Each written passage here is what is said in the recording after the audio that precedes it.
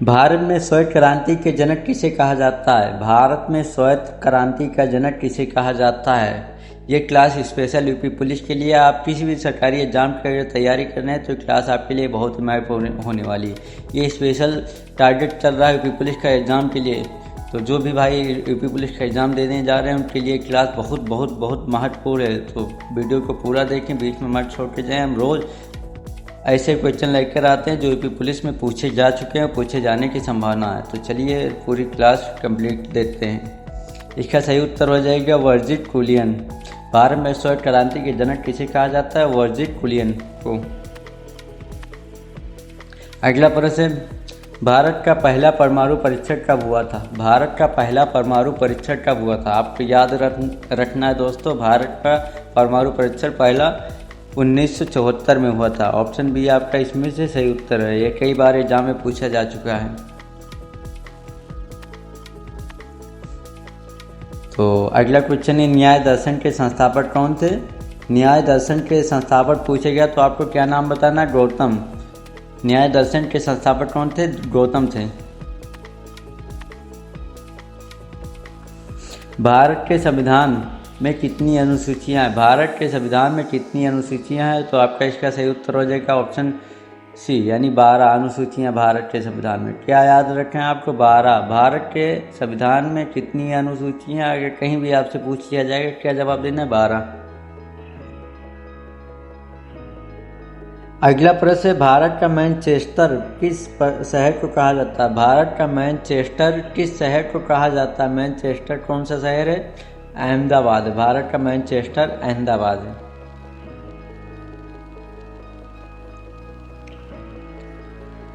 Silent valley राष्ट्रीय उद्यान किस राज्य में है? साइलेंट वैली राष्ट्रीय उद्यान किस राज्य में है? तो इसका सही उत्तर हो जाएगा केरल। केरल में है साइलेंट वैली राष्ट्रीय उद्यान। पंचशील सिद्धांत किस वर्ष घोषित किया था? पंचशील सिद्धांत किस वर्ष घोषित किए गए थे? तो इसका सही उत्तर हो जाएगा 1954। सन 1954 में घोषित किया गया था पंचशील सिद्धांत। 2 बार 3 बार इसलिए रिपीट करें ताकि अच्छे से रिवाइज हो जाए आपका। और इसको 2 बार 3 बार वीडियो रिपीट कर करके ज़रूर देखिएगा ताकि आपके माइंड में एकदम सेट हो जाए क्वेश्चन और उसके आंसर।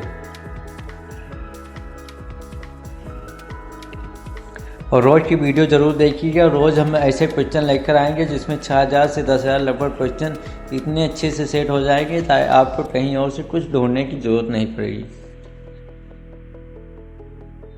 भारतीय संविधान का कौन सा अनुच्छेद आपातकाल से संबंधित है? भारतीय संविधान का कौन सा अनुच्छेद आपातकाल से संबंधित है? अनुच्छेद 352, आर्टिकल 352, आर्टिकल 352 आपातकाल से संबंधित है।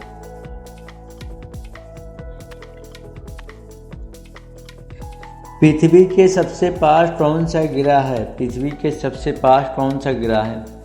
पृथ्वी के सबसे पास शुक्र है।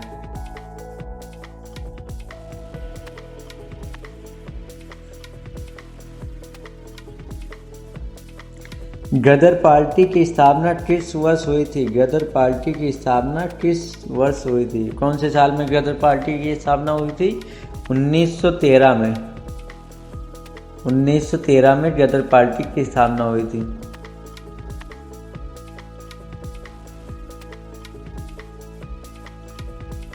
भारत का सबसे लंबा राष्ट्रीय राजमार्ग कौन सा है? भारत का सबसे लंबा राष्ट्रीय राजमार्ग कौन सा है?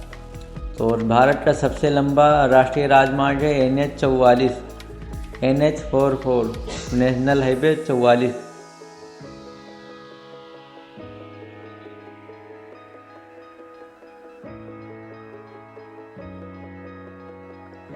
क्विट इंडिया मूवमेंट कब शुरू हुआ? क्विट इंडिया मूवमेंट कौन से साल में यानी कब शुरू हुआ था? क्विट इंडिया मूवमेंट 1942 में शुरू हुआ था। इसको कैसे याद रखना है दोस्तों? 1942 में क्विट इंडिया मूवमेंट शुरू हुआ था।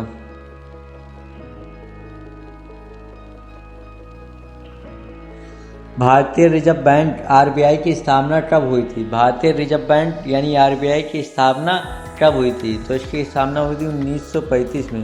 सन 1935 में आरबीआई की स्थापना हुई थी। चिपको आंदोलन किस राज्य से शुरू हुआ था? चिपको आंदोलन किस राज्य से शुरू हुआ था? चिपको आंदोलन किस राज्य से शुरू हुआ था? उत्तराखंड से।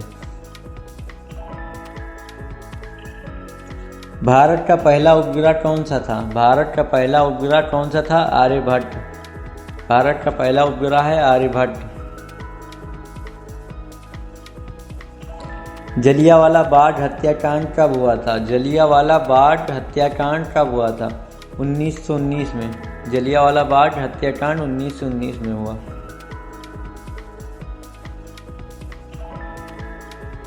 राज्यसभा के सदस्यों का कार्यकाल कितने वर्ष का होता है? राज्यसभा के सदस्यों का कार्यकाल कितने वर्ष का होता है? 6 वर्ष का।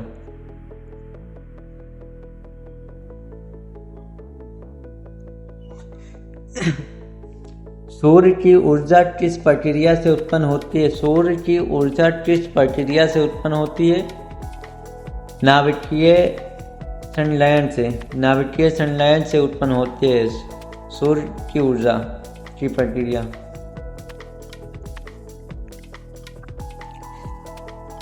केंद्रीय सतर्कता आयोग की स्थापना कब हुई थी? केंद्रीय सतर्कता आयोग की यानी सीबीसी की स्थापना कब हुई थी?